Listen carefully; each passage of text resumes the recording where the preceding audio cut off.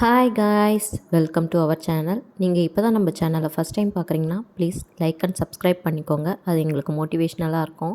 இன்றைக்கி ஒரு குட்டி ஷாப்பிங் விலாக் தான் பார்க்க போகிறோம். கண்டிப்பாக ஸ்கிப் பண்ணாமல் பாருங்கள். ஆஃப்டர்நூன் போல் தான் வீட்டிலேருந்து கிளம்பிருந்தோம். ஸோ ஃபஸ்ட்டு லஞ்ச் சாப்பிட்டு ஸ்டார்ட் பண்ணலான்ட்டு எஸ்எஸ் ஹைதராபாத் தான் போயிருந்தோம். அங்கே போனால் சரியான ரஷ், வெயிட் பண்ணி சாப்பிட்ற மாதிரி தான் ஆயிடுச்சு. சிக்கன் பிரியாணியும் ஆஃப் தந்தூரியும் ஆர்டர் பண்ணி சாப்பிட்டு தான் போனோம். ஏன்னா ஷாப்பிங் ஸ்டார்ட் பண்ண ஆரம்பிச்சிட்டோம்னா அப்புறம் டைம் போகிறதே தெரியாது. அதனால் ஃபஸ்ட்டே சாப்பிட்டாச்சு. ரெட் ஹில்ஸில் இருக்க ஜிஆர்டிக்கு தான் போயிருந்தோம். கொலுசு வாங்கணுன்றதுக்காக தான் போயிருந்தோம். ஆனால் எப்போ இந்த ஜுவல்லரி ஷாப்புக்குள்ளே போனாலும் நம்ம என்ன வாங்க வந்தோமோ அதை விட்டுட்டு மற்றதை பார்க்குறது தான் ஒரு பெரிய வேலையாக இருக்கும். அந்த மாதிரி தான் எனக்கு இன்றைக்கி இந்த ஓரியானா கலெக்ஷன் மேலே அவ்வளோ கண்ணாக இருந்துச்சு. எல்லா டிசைனுமே ரொம்ப சூப்பராக இருந்துச்சு.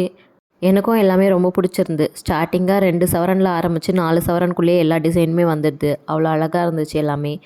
என்னுடைய கொலுசு பழசு, இதை கொடுத்துட்டு தான் இதில் என்ன கிராம் வருதோ அதுக்கேற்ற மாதிரி புதுசு வாங்கிட்டு வரலான்னு போயிருந்தோம். ஃபஸ்ட்டு போனதும் எஸ்டிமேஷன் போட்டேன். எஸ்டிமேட் போட்டதுமே ரொம்ப டிசப்பாயின்மெண்ட் ஆகிடுச்சு. அவங்களுடைய ஓன் ப்ராடக்டை ரிட்டர்ன் பண்ணும்போதே 25% வந்து லெஸ் பண்ணிடுறாங்க. நான் என்னுடைய பழைய கொலுசு வந்து 83 கிராம்ஸ் கொடுத்துருந்தேன். அதை 25% ரெடியூஸ் பண்ணி 62 கிராம்ஸ்க்கு தான் எடுத்துட்டாங்க.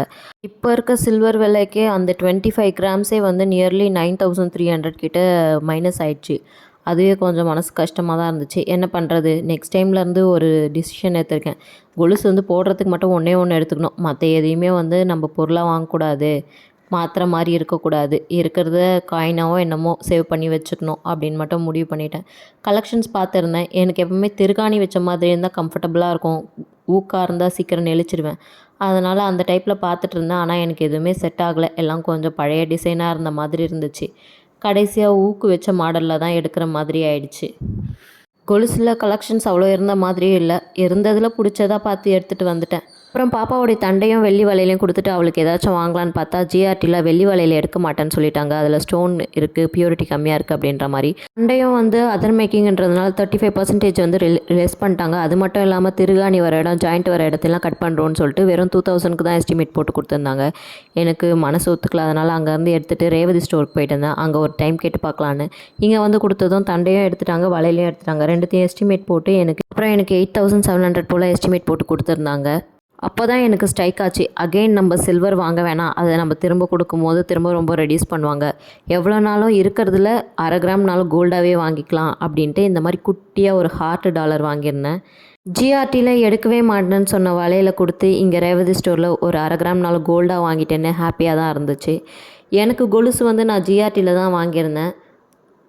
அங்கே போட்டு பார்த்ததுலேயே இந்த மாடல் எனக்கு கொஞ்சம் பிடிச்சிருந்துச்சு. கொஞ்சம் பார்க்க பெருசாகவும் இருந்த மாதிரி இருந்துச்சு.